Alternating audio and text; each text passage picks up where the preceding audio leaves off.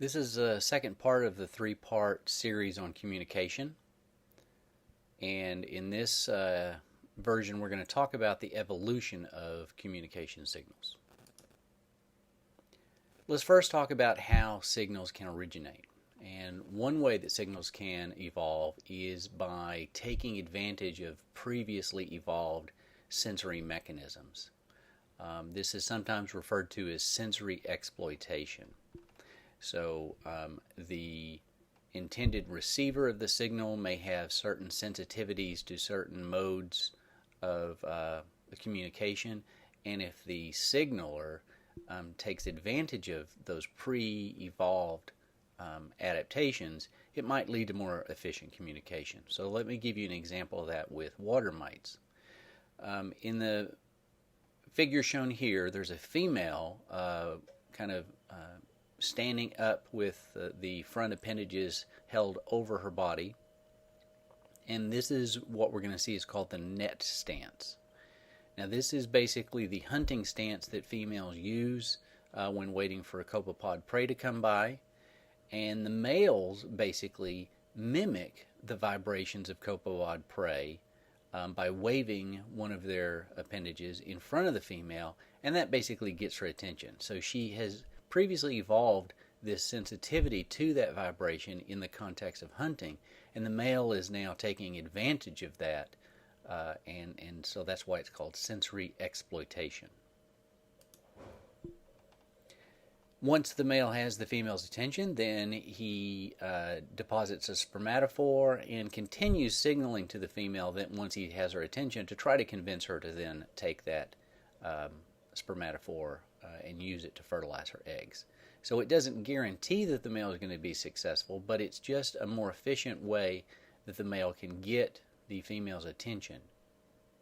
So in that respect, it has the potential to be more efficient.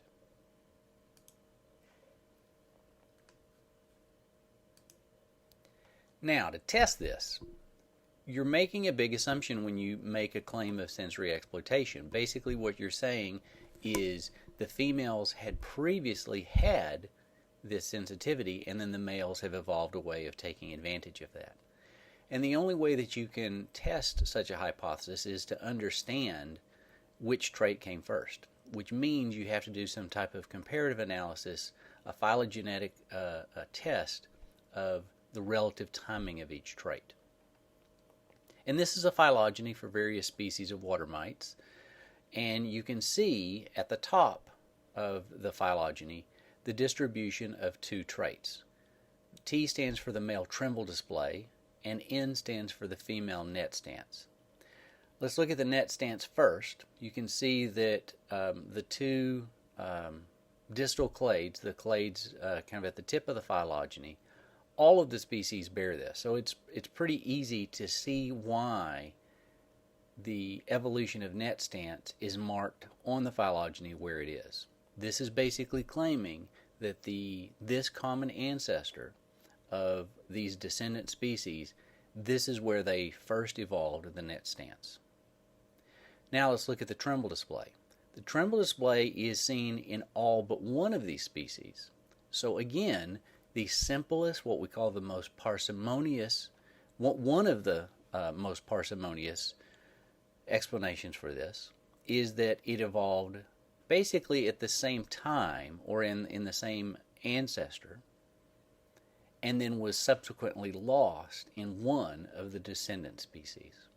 So it took two evolutionary transitions, an early gain and a later loss. Now, if this is the true pattern of evolution of the net stance and the tremble display, does this support the interpretation of sensory exploitation? Well, not really, because we see the coincidental evolution of the net stance and the tremble display. You can't tell here which one came first. It doesn't necessarily contradict it. It's not saying that the tremble display evolved first, but it's inconclusive at best.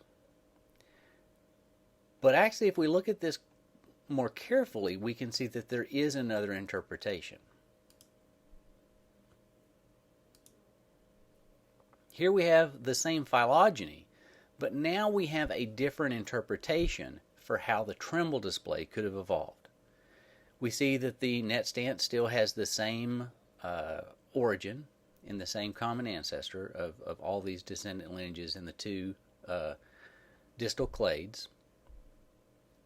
But now, instead of the tremble display evolving in the same common ancestor, an equally parsimonious interpretation is that it evolved in these two locations. Now, compare this to the figure on the left. Again, each of these are what we call equally parsimonious interpretations. They both require two transitions or two evolutionary steps in the tremble display. Over to the left, it's an early gain with one subsequent loss. And in figure B, it's basically saying, well, we just have two independent gains. And without any outside information, there's really no way that you can say one is better than the other. If you had information about maybe how the tremble display is given across these species, you might find that the two species in Pneumania have a very different tremble display than the species in Unionicola. And if that was the case, then you could say, well, the interpretation in B is probably the appropriate one. If you can make that argument, then this certainly does support sensory exploitation, because in both cases, we see the early evolution of the net stance with subsequent evolution of the tremble display in two different lineages. Let's move to another example. In this case, we're looking at female signal preference in Tungara frogs. Males of some species of these frogs have a whine call. Males of other species have the whine call plus an added component called the chuck. But if you actually do experiments where you see what females will respond to, females of all of these species prefer calls with a chuck component added to it. So this is curious. Why have not all of the males evolved this chuck call? Is it just that only some lineages were able to subsequently evolve this and are simply taking advantage of this sensory bias and exploiting this sensory mode, and the other species just haven't gotten there yet? Or is it some other pattern? So let's investigate this. But before I do so, I just want to play what this sounds like to you.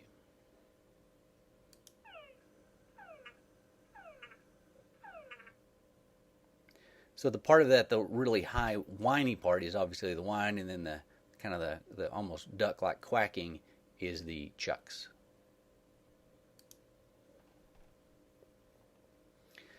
Well, if you look at the chucks in the context of the ecology of different species, chucks can be very costly to males. They may be attractive to females, but in some species this may not be worth it. Turns out bats are twice as likely to attack a frog when it is chucking, and even in species that are chucking species, they don't always do it.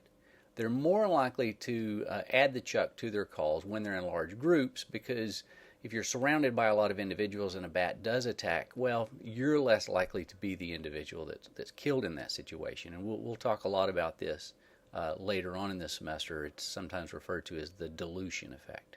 Your individual chance of being killed is diluted when you're in a big group than when you're solitary. If you're out there by your own chucking, you're basically drawing a big bullseye around yourself, and so that may be too costly. So, let's get back to the question, is this sensory exploitation? If males of some species evolve the chuck call, taking advantage of a pre-evolved female preference, then sure enough it is sensory exploitation. Alternatively, maybe the ancestor of all the species had the chuck, with some lineages simply losing this part of their call due to species-specific, very intense predation pressures. Maybe the cost just outweighs the benefits in these species. And so you'd need some additional information to be able to sort this out. And part of that is phylogeny. You'd need to know the distribution of chucks across all the species to see when it evolved and when it was lost, if it was lost. And you'd also want to know the relative predation pressures of the species involved.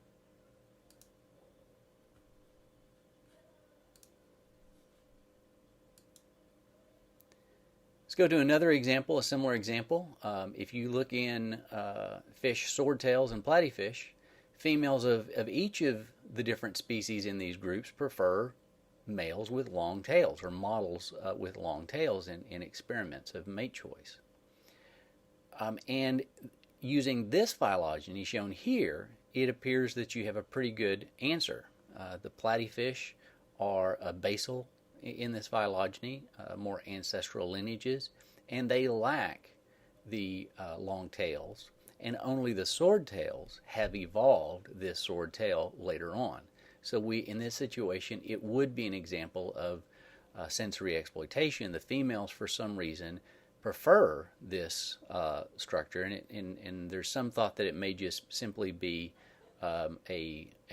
it emphasizes the size of the individual, and that's what they like. They just like big males.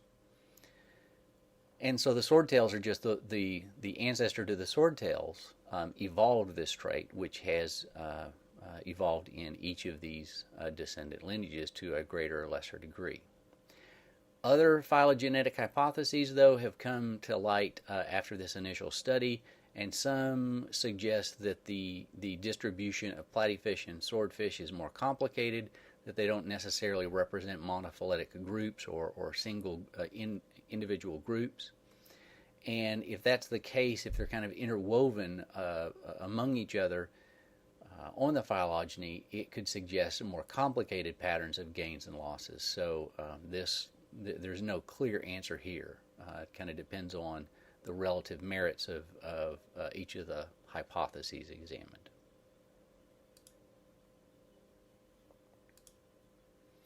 All right, let's talk about other contexts in which communication traits can come about because of previous evolution. So let's talk about insects. Most insects do not have ears or any capability of hearing. Hearing first evolved in certain Lepidoptera, some moths, for probably in the context of detecting bats. They can sense the echolocation of bats and basically adopt evasive maneuvers to escape being eaten by the bats. So that's probably the original context in which hearing evolved in these lineages. But secondarily, hearing has also been involved in a communication role within the species. So intraspecific communication associated with males battling for territory defense, and also males trying to attract females. So this is a secondary role for hearing now used in a communication role. And one example in which this has been studied are whistling moths of Australia.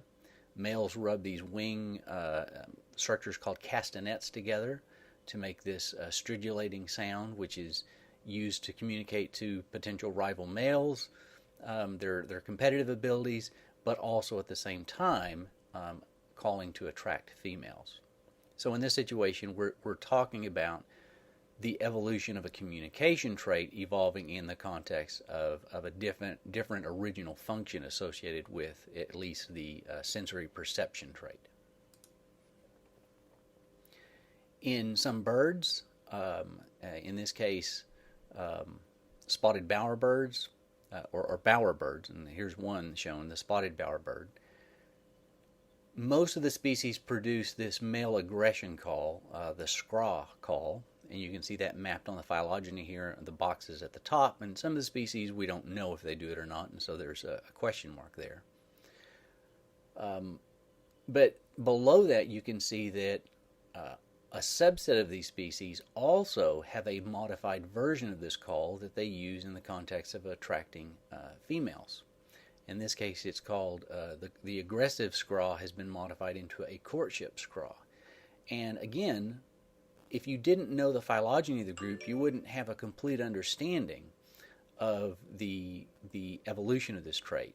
But by using a phylogeny, we can see that it's pretty clear that just this one clade of bowerbirds, the common ancestor of these, evolved this modified scrawl call one time. And all the descendants still retain this call. So the original function of the call is seen at the base of the tree, and a subset of the species one time evolved a modified version of the call. Okay, the last thing I wanted to consider is how we can understand the adaptive significance of calls by looking for patterns of convergence. Remember, in the previous lecture, we talked about how alarm calls and mobbing calls in birds of different species converge on some of the same communication traits. So alarm calls oftentimes are really high frequency and really narrow range of frequency. Mobbing calls, on the other hand, tend to be a more broadband call. And this makes sense because in the case of alarm calls, you don't want to draw attention to yourself, and in mobbing calls, you do want to draw attention to your location. And so in the different species, there has been convergent evolution to aspects of signals that have both of these key functions. There are similar convergence associated with bird song. Song is used in birds so that males can communicate territory defense and also to attract females. But the song that a bird uses oftentimes varies depending on the habitat. So there's a song habitat match going on. And here's an example of this with a species of European birds closely related to our chickadees and titmice here called great tits. And this is just one example. This basic pattern exists for many, many other species of birds too. In dense habitats, low frequency vocalizations tend to work better. They tend to travel greater distances without reverberations, without breaking up, and also a narrower range of frequencies tends to work better. And so you can see here in the first column of the figure here, in 3 different locations, Sweden, Norway, and England, great tits that live in forest have remarkably similar characteristics of their songs that that really do differ drastically compared to woodland songs seen in Spain, Iran, and Morocco. In these more open habitats, open woodlands, a broad range of frequencies tend to be better. They tend to do best, especially in windy environments, and higher frequencies tend to work better. Some recent studies have indicated that in a similar vein, birds in urban habitats where there's a lot of traffic noise and just urban noise, birds in those habitats converge on much higher frequency use. So it's kind of like their way of more efficiently communicating by yelling to try to get their message sent in addition and kind of over that noise of cities.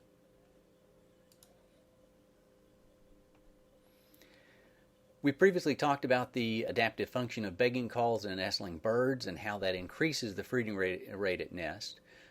But one of the things that we need to now talk about is the potential cost associated with these begging calls, because lots of studies have indicated that begging nestling birds can draw attention to the nest and attract predators to the nest. So are habitats that are associated with greater or lesser degree of predator threat, how does that affect the evolution of begging vocalizations? Well, studies have indicated fairly consistently that ground nesting birds have a much higher predation threat than tree nesting species. Ground nesting birds are more likely to be depredated than tree nesting species. And so because of this extra threat, ground nesting species tend to have much higher frequency begging vocalizations, which again, higher frequencies, remember, are associated with calls that are more difficult to locate. And so it's less likely to give away the location of the nest, and you do not see the selection pressure being as high in the tree nesting species, and so they tend to use slightly lower frequencies. All right, let's review. The first thing we talked about was the fact that signals may originate in the context of some previously evolved sensitivities of receivers. In this case, we're talking about a pre-evolved sensory bias and sensory exploitation by the signaler.